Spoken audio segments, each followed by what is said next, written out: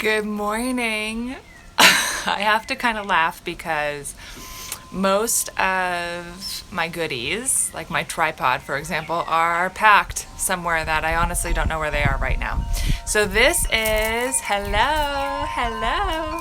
This is the most unique hookup I've ever done. It's literally sitting on top of the container for birdseed, propped up on the handle.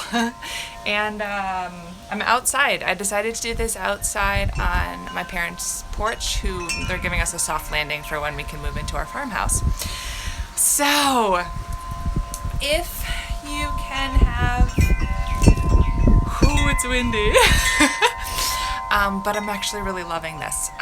Connection to nature right now is something I've used for, central nervous system grounding big time. Speaking of that, I have a lot of my doula coworkers, friends, sort of community network also letting me know that they are wrapping themselves and also their clients for central nervous system grounding, because the bind provides such a secure feeling of a hug. With everything going on right now with pandemic and all of that, that's another use that I've actually heard a lot of speaking to. So really cool. I wanted to share that. Grab yourself a pen, a pencil, if you like to make notes, tea, water, anything like that. These wrap parties are last Friday of every month. I come on here at 9 a.m. to bind in the Bengkung style. I have my bind here, and they serve different purposes addressing what the bind and the binding process provide. Because there's two main components to this. There's physical benefits, and with a binding practice, there is huge mental benefits as well. And mental health is crucial and needs to be more aware. So when you can harness this on its physical level and mental level, this is a really lovely practice to offer others, to support yourself with. And so each month kind of differs on standpoint of what we're going to address, because it's such a large possibility of support with this. And today we're going to stick to going back to real basics of benefits and purpose, particularly with postpartum wrapping of a body, okay? I received some great questions that I had asked for in the stories. There is a little question box down at the bottom of these. So if a question comes up during this with a particular technique and whatnot, because there's so much to talk about, I don't want to go super in depth on any one area that's I find not as crucial as others.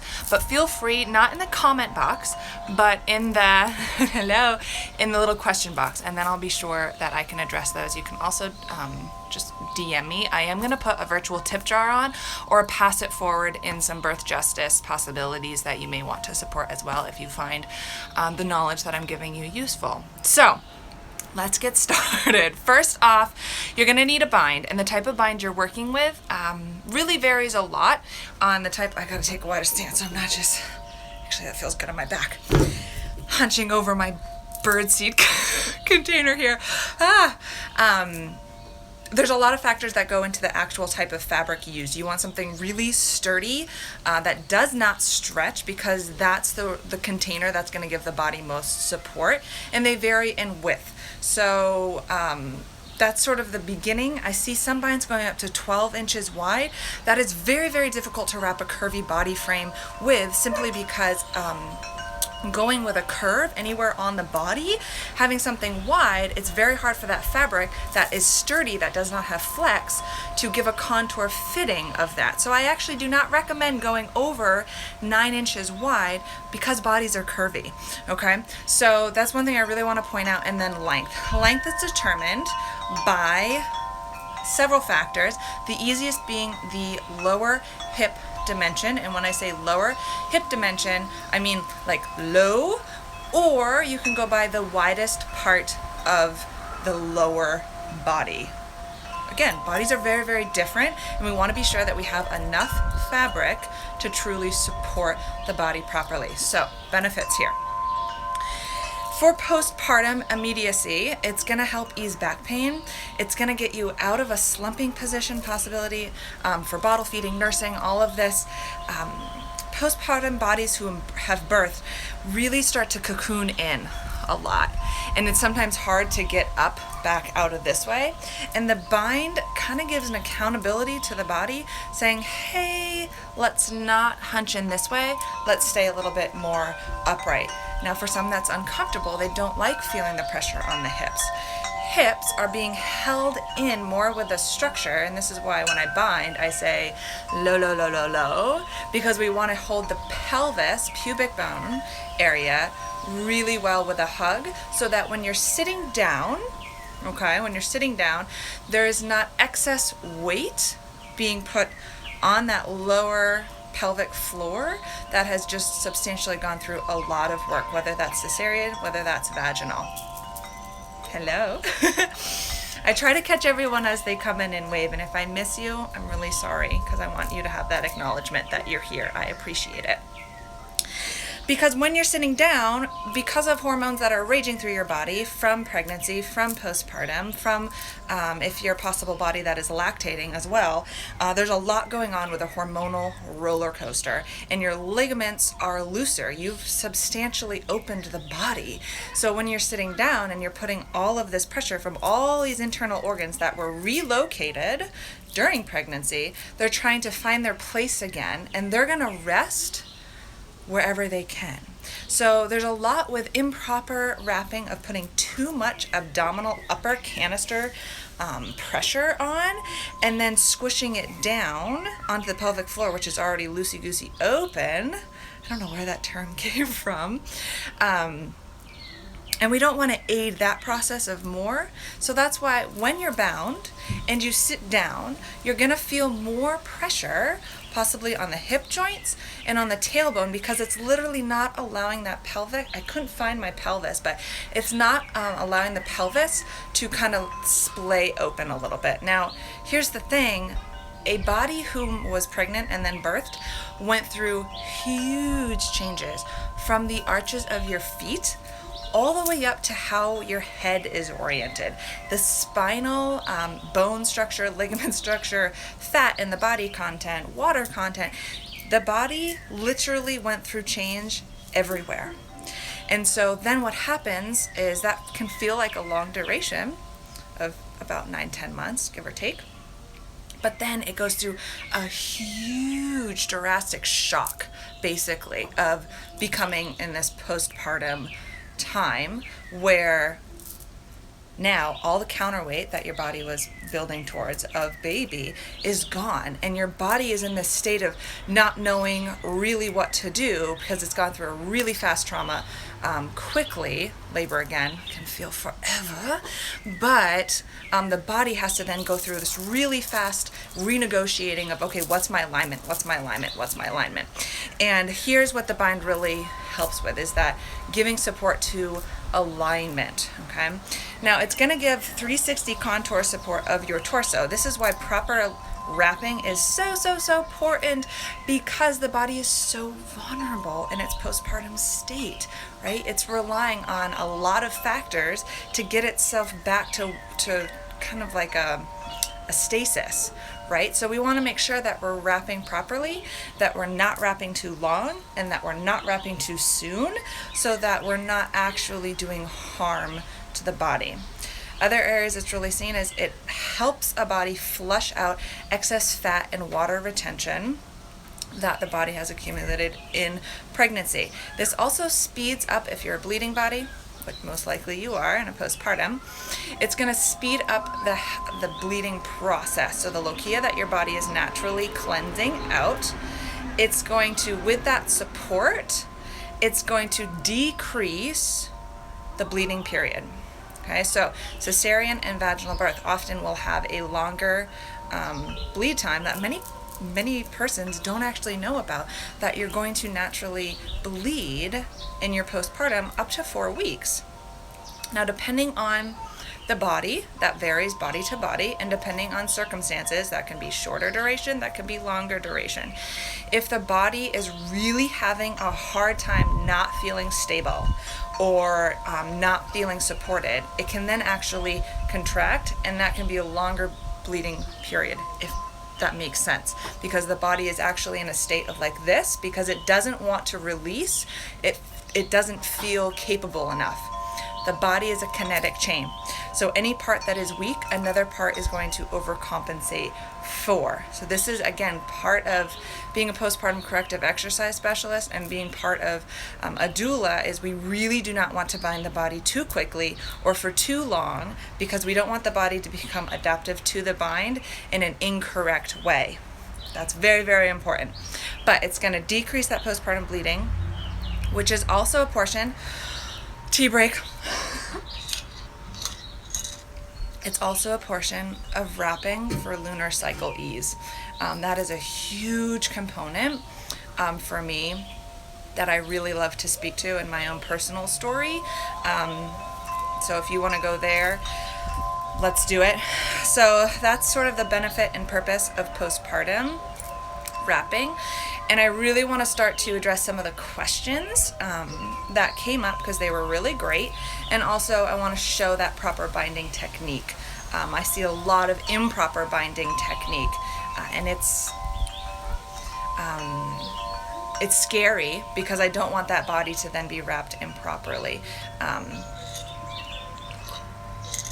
So a question I received was, when after cesarean do we start wrapping? That's very important. Every body we need to treat separately, and we need to stay inside our scope of practice of what we can and cannot diagnose or recommend. I want to say that too. Okay, now most hospitals will provide a binder to the body to heal. Now a lot of those binders, if you've seen them, they can be they're not hypoallergenic often, and they can be really agitating to the skin. The skin's your largest organ of your body, and so it reacts very much like any other organ to its surrounding environment. Postpartum skin, hypersensitive, right? So some of those binders, I have so many clients that say, my binder, I don't like my binder, it's hurting my skin, I need something to protect it, and it causes rashes. So there's this constant tug of war of, I was provided with something that's supposed to be a support and it doesn't feel good on my body. When can I then switch over to a Bengkung or Bengkung or other supportive postpartum garment, I'm gonna say. And it's really up to individual basis. Okay, how in tune that person is with reading their body is crucial. For them to be able to negotiate, this is good, this is not good, after their body has gone through that massive trauma. C-sections have sort of lost their connection to the fact that it is major abdominal surgery. Hi, love. And when I just lost my train is coming back. Right, it's major abdominal surgery, and there's a lot of connotations in society and whatnot of you just get up and do and heal and don't take time. That's heartbreaking for me. So first off is really be in tune. That person really needs to be in tune with their individual body. They need to pull in their holistic, I call them their roots, their tribe, to get all sort of information on when their individual body with that individual surgery that took place is ready to actually move forward in a healing process that's not going to shock it into not healing. Okay, we sort of talked about that a little bit earlier. So with that in mind, if that hospital binder, which does not really support pelvic floor as much as it could, in my opinion, is really causing agitation and they want to switch over sooner, I say try it with a minimum of 10 or 7, sometimes 7, but 10 days postpartum. Minimum. Really, we should be looking at around 4 to 6 weeks to switch over to this form, because it's really intense support that is reinforced layer by layer, which I'm going to show you when I bind. Okay, it's intense support. which is good, but we need to be mindful. And there's some things that we really need to have healed up. No sign of infection in the body, okay? Ideally, some desensitizing massage maybe is capable of happening so far. And any other side effects of the actual surgery have subsided. Constipation, circulation, everything that sort of comes as the kisses after that surgery, that needs to subside. Why I say the incision needs to handle being able to desensitize massage, like rolling and all of that, is because you don't want the layers of the tissues that have been cut. When they're healing, you don't want to hold them in place with the bind to cause like excess scar tissue. The term is leaving my brain right now. It'll pop in soon enough. But we want to have the slip and glide, it's called slip and glide, between the layers of the skin so that the bind is not actually holding that too much in place and causing those again, what word am I looking for? The layers of the tissue scar to adhere. Adhesion, thank you. I knew I would bring it up eventually, to adhere together instead of losing the slip and glide. And the slip and glide is really important to have. So that's what you need to be aware of with cesarean mamas. No circulation issues. Side note on that, this is why I do not recommend binding at night, sleeping in your bind, especially if you've had a cesarean. Due to, I don't want to scare things in, but if you're having a hard time logging hours and it's a cesarean birth, don't try to log the hours sleeping in the bind. It's just, it's not worth it, okay? So, next is anything digestion-wise. If you're feeling really bloated, okay, this is just across the board. If you're having a bloat day, digestion-wise, you've had a massive meal, probably not the best time to say, let's put that binder on. Okay, so a little bit of just like conscious thinking of when my body is more receptive to receiving this support. And the whole purpose of the binding process is to have the body feel the support, relax into the support, and then cellularly be okay with changing into it. We need to bridge that time where the body is resistant to any change instead of shocking it to cinch up more, that it says, oh, okay, I'm okay here.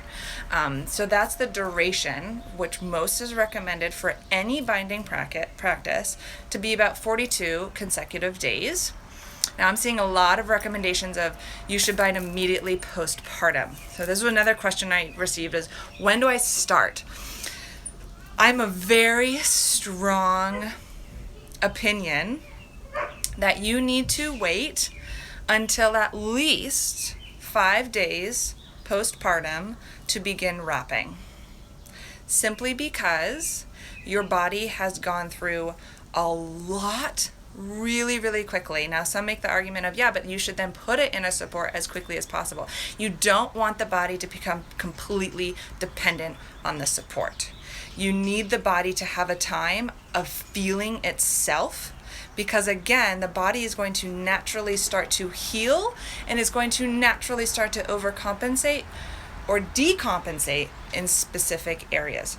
Giving your body the time to gauge itself before requiring it to change is invaluable. Truly, truly. Okay? The other part of this is if it is a lactating body, there's a whole set of hormones that need to come into play to have that body do its lactation. Okay? And for that, that's a roller coaster. That's a really, really big roller coaster. And feeling the overwhelm of not being familiar to bind or concerned that you're not binding properly, it's just not worth the benefit of the bind to try to be figuring it out while you're figuring this out, okay? That's so much for the body. So give yourself 5 days and then start your binding process. I'm seeing a lot of recommendations of wearing the bind for a minimum of 10 to 12 hours a day. Again, that is not necessary. It is not necessary. You don't want your body, especially if you complete a WRAP 42, those are the summits that I like to host, but again, it's those 42 consecutive days of your wrapping goal. If you were to wrap your body that much, you're more pushing sort of concepts of corset training if you're really wanting to bind for 12 hours a day instead of support hug. There's a really big difference there of what its intention is. And its intention is just to give a hug. It's not training the body to adapt in that drastic of a method of slimming down. Okay, so a lot of people say that they're binding to slim down and lose the baby weight. It does have that benefit to a degree, but it's not its purpose.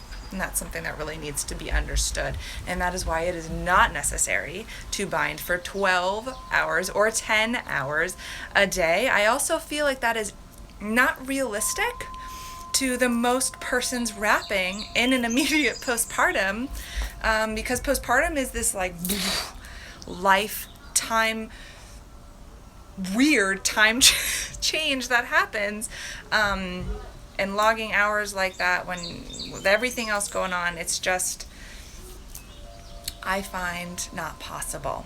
So what I say is you want to go for a goal of 5 to 10. If you hit 10, whoa, and that does not need to be daily 10, okay? And if you miss a day, that's okay too. This is just about a hug until you no longer need it. And it's an incredible hug when you're doing it right, okay? So that's definitely what I want to say as leading into binding. Now, every body is different, so there is no complete rigid way, just like life. My birdseed container is slipping, to bind or how to properly bind every body, okay? So it takes practice and transparency of possibly needing to do different techniques for different body forms, okay? So we got to do that one.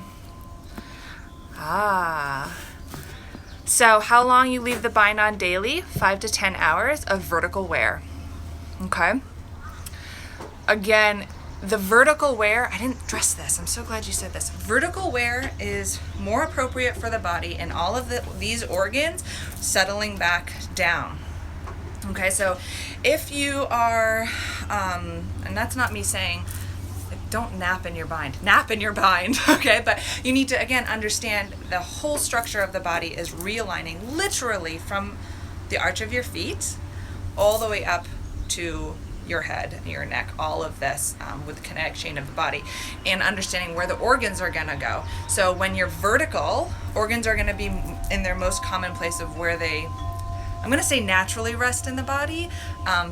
For anatomy, it's a bit more complicated than that, but when you're laying down, okay, your organs are going to be settling more on your back body if you're laying on your back, or your side body if you're laying on your side. And you can feel that when like you're laying on your side, you can feel that you have like more stuff on the bottom, and it's really kind of like skinny on the abdominal side that's up.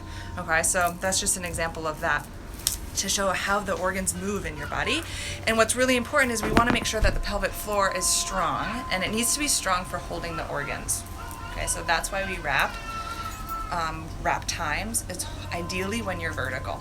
Okay, so I prefer to always bind with, my partner, my love, just walked by. I prefer to always bind with a sewn edge. Some of our binds, again, there's a lot of different binds, so you want to know your bind a little bit for your self-wrapping, but also if you're wrapping someone else, of the bind, literally the bind fabric capability and what that bind can and cannot do, okay? This does not have a guide marker on where to start, so I'm going to find an edge, and I just extend that from my body to my opposite shoulder, and that's a good guide mark. You can also go from, and I'm going to hold that to see to show that it's pretty much same on my body frame. Again, it changes body to body. So this is two ways you can get this starting knot point. Go directly on the base of your tailbone. I'm sorry, pubic bone in the front. Touching my body, I got distracted. Oof. Okay, really intimate, okay? Like way down there. And then it's gonna go all the way up to the crown of your head. Okay, that's not like your forehead, that's like the center crown of your head up here. Okay, so this is the part that I then bring around, not losing that part. I'm gonna switch hands here so that it's wrapped around and I go right on top, again, of my pubic bone. Really intimate. And that's my first knot. The knot depends on what you feel comfortable with. Beginning, I always say a regular 2 half knots to form a whole knot. Don't make your first knot a Bengkung or Bengkung style knot, simply because it's easier to start with a regular, really anchored knot because they're familiar for people to tie. Your choice, cinching your legs in. I actually prefer to keep my legs at my common stance. Postpartum, it's kind of like an in-between. Postpartum stance the body really likes to splay out, so I kind of heel toe it in just a little bit and make sure that my arches have not collapsed in, that they're straight, because that's going to really help the knees, that's going to help the hips not splay.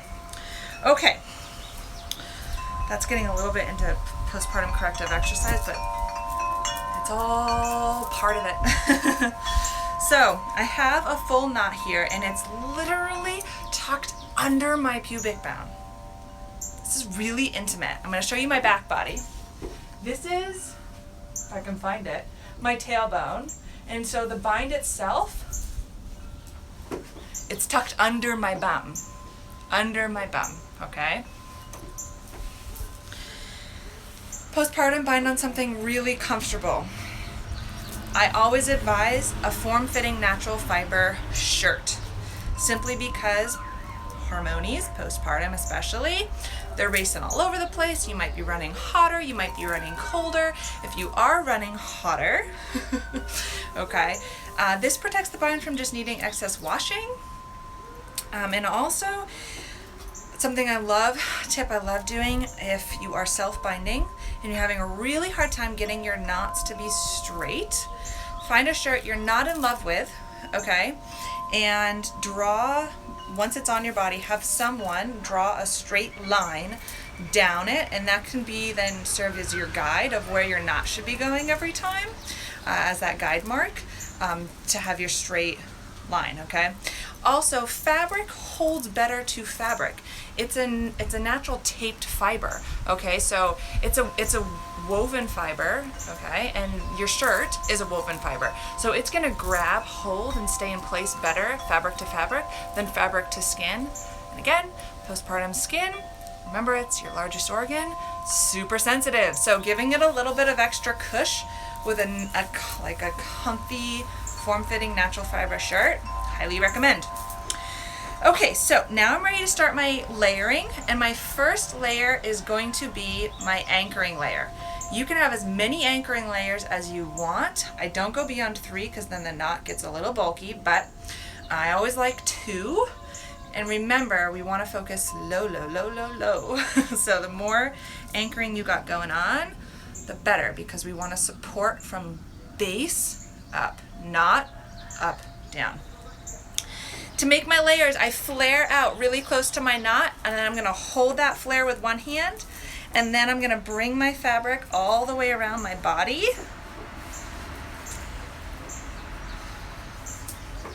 to my other side. Now I love the twist knot, and I actually find the twist knot to hold better. I have a tutorial for that in our IG videos, so check that out. I am going to do the Bengkung style knot right now though, and that we're going to rail to come up your torso, okay, between the pectoral line. You can hold it in your mouth, you can hold it up here in your shoulder, but it needs to come up. So my fabric is right pulled across. I remove it, keeping it close to my body. I swoop it underneath and then zoop right back through the pectorals. And then I'm ready to make my next layer. My next layer, I have 2 anchor layers now. My next layer is going to be a 2-finger width raise, I'm gonna say, off of my side body. Hello, hello. Okay, so again, I flare it close to that knot, flare, hold, and now I'm gonna go over to my side body. I'm first going to anchor the fabric by pulling it on my side body so that my side body is holding the flared open tension I built here.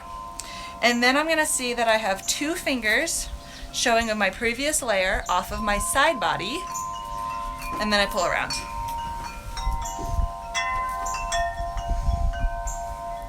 Second side body check, 2 fingers. Okay, I want to make sure the fabric is nice, open, flat, wide. Remove, keep it close to me. Swoop down, zoop, right back up. Now the reason why you want to keep it close to you when making your knots is you don't want to put slack around your knots, okay? When you have slack around your knots, you're more likely to get gaps right here in the front body between your knots. Okay, equilibrium in a postpartum body can be very off. So if you are self-binding and you're looking down and you get super dizzy, that's very common. Put it in a bag and pass the bag around your body. You can also try orienting yourself by looking in a mirror to bind. Sometimes that can be a bit difficult though with feeling the flipped image. Here's my flip again. Now, I want to talk about the back body binding. It's really important that we remember that our back body undulates. Remember what I said earlier with curves? It is hard for a sturdy fabric, which is a necessity to be, to contour a curve. In your back body, especially postpartum bodies, your back muscles may actually be really overworked and actually form more of a ridge. And the bind is going to have a harder time with that. And it also, right, you've got your buttocks back here. You've got your glutes. So we need to remember that and wrap according to our beautiful bodies, right? Okay, so to do that, when you're wrapping, oh, I'm backlit. When you're wrapping, tend to be when, especially these shoulders of a postpartum body tend to start going like this. So what happens then, I'm still rocking it. I'm working really hard on getting my 2 years postpartum. I'm still working on getting my body corrected. My shoulder rotator cuff is hunched in this way. So what happens is when I reach around my back body, look how high up my palm goes. Can you see that? Okay, my palm, my wrist goes up really high. Now if my shoulder wasn't so rotated forward, I could easily just pull it straight back. Okay? That's a really big difference I see a lot of. And what ends up happening then is you're actually going up higher, and the spacing on your back body between layer to layer becomes a lot more predominant. Okay, so then what happens is the layers aren't providing the support that they could be with proper layering distance between each layer. So when you do your back body, just kind of think, okay, anchor off my side body, but then I'm going to pull down a little bit so that this line, instead of going up, is coming down. Okay, these are my pearls of wisdom. I've been wrapping for 6 years, 5 years. 5 years. Continuously for different aspects of my life. And I'm really happy to be passing my knowledge on. So thanks for being here again. So again, I have that flare. I have my 2-finger check on my side body, and I'm gonna continuously, boom, pull it down. Always think low, low, low, low, low. It's like your mantra for wrapping. Since I said mantra, I do want to talk a little bit about the mental component you could tap into. Making and taking the time to wrap your body in life right now, in postpartum, carving out the 10 minutes is really powerful. In the space of setting an intention. It's a whole other component that can literally be just mental stability, self-care. And I don't really want to talk too much about that right now, but it's a huge component that you could really tap into to emphasize how spectacular this can be as a support. Now this happens, it kind of gets twisted. What I do is in the middle of that twist, I take my thumb and I just run it down that rail. And then I just shake out by holding the top rail. It's a lot of fabric, right? Holding the top rail and shaking it out. Okay, so I'm gonna just go ahead and get my knots up my torso. When you're done wrapping, you should have between 9 and 11 knots. If you can see, my knots are stacked right on top of each other. I do not have any slack, I do not have gaps in my knots, and that's providing that midline section to the linea alba of your abdominal cavity. It's a connective tissue that runs right down the middle of your rectus muscles. And that's what we're mainly supporting with wrapping. If you have the beautiful line on your body that came from pubic up to navel, it's probably a darker pigmentation of the rest of your skin typically. Sometimes it can be lighter, but that's estrogen seeping through your tissues because that linea alba is stretched. The purpose of the linea alba is to be like a trampoline. This is why often binding is associated with a DR, or a diastasis recti, which is a split abdominal wall.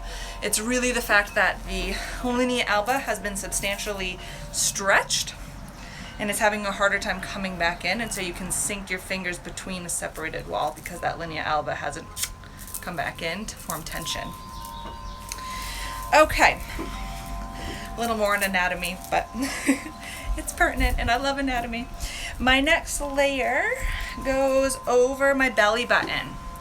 Okay, and this is where you want to pause. This is where, if you are doing a sort of mental health practice with wall wrapping, this is where you refocus that and you go back to your intention, you go back to your purpose, back to your giving yourself a hug moment, not so much focused on the knotting of the bind.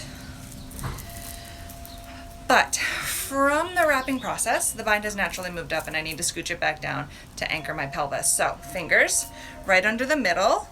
I'm gonna go and I'm gonna really pull it down. Okay, again, my top knot was right on my belly button. Here's my belly button. So I've regained about 1.5 inches that I lost just from the wrapping process, again, to put focus on my beloved pelvic floor.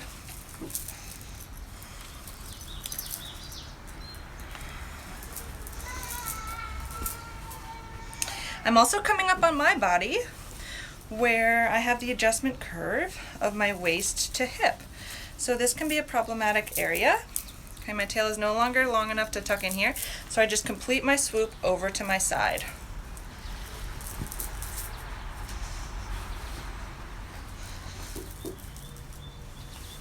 To make that adjustment, I do something called the back flip twist. I'm not going to really show that right now, but it's in a lot of our other tutorials. It's flipping the rails of the bind and it cinches up excess fabric that is having a hard time with that contour of the body.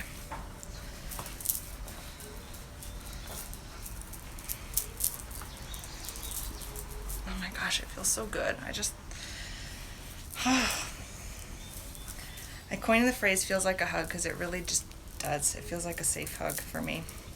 Okay, so I'm at my last knot. I loop it under, right? Loop it under. And then I'm going to bring it all the way around and just tuck it between my body and the knots to cinch off that top knot. This was what I was wrapping around my body. I'm going to take that the same direction and tuck in. Now, if you did not line up, that's it. That feels so good. Now the bind, this is a sewn edge of mine, so it's about 8 inches. So I didn't show you that, but 8 inches, it's about this. And what I want to show is that my base layers have then been reinforced 1, 2, 3, 4, 5, 6, about 7 times with subsequential layering. That's why it's such an intense support, okay? If you messed up on the guidance of how long your bind is, or your bind is too long for your body frame. You might have a lot of excess fabric, or you just did not give yourself enough of tail to keep going up your torso. Okay, don't take that fabric and wrap it around the top really tight. Rib flare postpartum takes a long time to adjust in, but again, we do not want to put way too much tight pressure up here. That's going to put your internal canister pressure too far down on your pelvic floor. So, there it is wrapped. I know I have my 1, 2, 3, 4, 6, 7, 8, 9, 10, 11, 12, 13, 14, I have 15 knots. This is a 17 yard. It's a little bit too long for my body at this point, but I love it. So this is definitely a huge passion of mine, as you know, and helping you through this of using the bind to be a hug of support. I'm so honored to do that, and I'm so privileged to be able to provide this. Like I said, I am going to upload a virtual link tip jar. If you find my knowledge useful to you and you are privileged enough to do that, I would so grateful appreciate that. I'm also going to suggest some ways you could just pay it forward. So if you have any questions, please put them in that little question box, or feel free to start a conversation with me. And until next time, wrap with love.